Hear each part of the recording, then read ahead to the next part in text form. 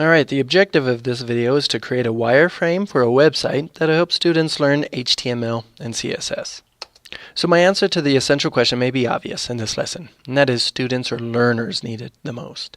Today is our last lesson before the end of the unit project, so we'll try to get as much of the website coded as possible, but don't freak out if it's not a polished project by tomorrow. You can still answer those reflective questions and get a great grade on the end of Unit 3 project, alright? So what's in progress right now, we're trying to master CSS, at least the introduction part of CSS, and completed though is you have quite a toolbox of CSS you know and can apply to websites. The essential question, who needs responsive design? I think that connects to the objective really well today, because you're going to create a wireframe for not just the website WebEd, but also for a WebEd app, and we will build apps in Unit 10, so we're still a ways away from that, but in the meantime just know that whatever you create online, it should be transferable to the mobile device, and there's many reasons for that. But despite those reasons, we still need to hard code responsive design into our website to begin with for that mobile transfer to happen in the first place. So it's never been more important to build for the mobile web. Websites that don't adapt risk being left behind. And here's why. Most internet surfing, searching, and sharing now takes place on mobile phones. 80% of consumers regularly use their phones to shop online. Search engines like Google prioritize sites that use responsive design, so you'll want to do that just to make Google happy. And the last one is that the developing world is completely skipping the desktop or laptop and just going straight to mobile. So 3 out of the 4 reasons right here, and maybe even 4 out of 4, is essentially because we want larger audiences to see the website, and that's it. So think, write, share, what % of people shop on their mobile device? I just answered that in the slide before. By the end of this course, you'll know how to use relative units and media queries to create websites that can be viewed across all sizes. And so a follow-up think, write, share to that idea is, why is it important to design websites to be viewed on tablets and the mobile market? As a website developer, it's your responsibility to ensure that your websites remain legible and visually appealing across a variety of devices. Using responsive design techniques increases the accessibility of your website to a much larger audience. Now, if we're talking about educational websites, why would it be beneficial for people to visit such sites? Think big picture here, and I'm talking about politics or automotive, history, coding, dancing, painting, like any topic that is worth learning. Think big picture, why do we want people to continue learning, whether they're in or out of school? And thinking forward to Unit 10, I want you to answer this question. How can we ensure that a website is readable and visually appealing across all devices, regardless of screen size?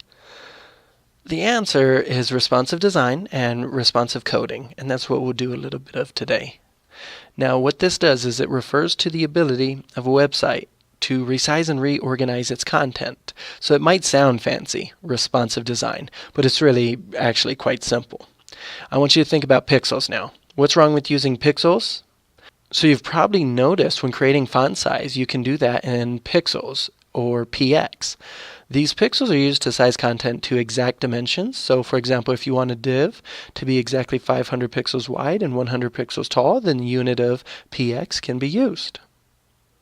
Well, pixels are fixed hard-coded values. So when a screen changes, like switching from landscape to portrait on your phone, elements sized with pixels can appear too small. They can overflow the screen, or they can just become completely illegible. So that's why we use something called EM. With CSS, you can avoid hard-coded measurements and use a relative measurement instead. In my mind, I always thought of EM as an element, but even that doesn't make too much sense. I researched why they went with EM. Apparently, all it is the width of a capital M in a particular font that the creators of CSS was using at the time. So there's no really quick and easy way to remember what EM could be other than just use it a lot. Use it for responsive design. All right, so the second thing, other than using EM for font sizes or EM for lengths, heights, and widths, is creating a Flexbox. So when you create these Flex containers, the items on your page can wrap around, and it just makes the website so much more friendly to mobile devices. So for this concept, we're going to just have to stare at some code on my GitHub page. So here we are, just a typical index.html. This is an NBA website me and a few students are creating just because. So when I say a Flexbox, basically all you do to do this is you'll have a class. So I just went with .example and then set the display property to flex, the flex wrap property with a value of wrap, and then everything else will come pretty natural to you. The background color, I made it orange. And this justify content property is a good one. Set that value to space dash around, and essentially it'll give you this space around the words. Now, how did I get these words up here in the first place? If we jump back to index.html, we scroll down and we see that I created a division class called example.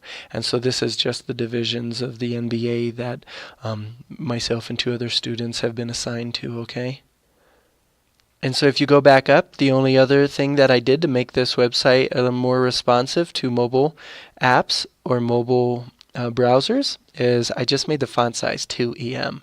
And you can see 2EM is actually quite large. It looks about the size of an H1 tag. So you could play around with the EM numbers. You could go with 1.5. But if you do this, and if you do this top part, you're a couple steps closer to having a nice responsive design on your web page. All right, so that was it. No IB question today because I know you have a lot ahead of you in terms of creating responsive layouts for many of your repositories, but still prioritize with that WebEd one first, please. Your wireframe should have a computer screen design and a smartphone design, so that you'll turn in with the project. And here's the question, just to answer onto Canvas, and you're done for the day. What is the CSS code you need to put in each tab if you want your website to have the responsive design label?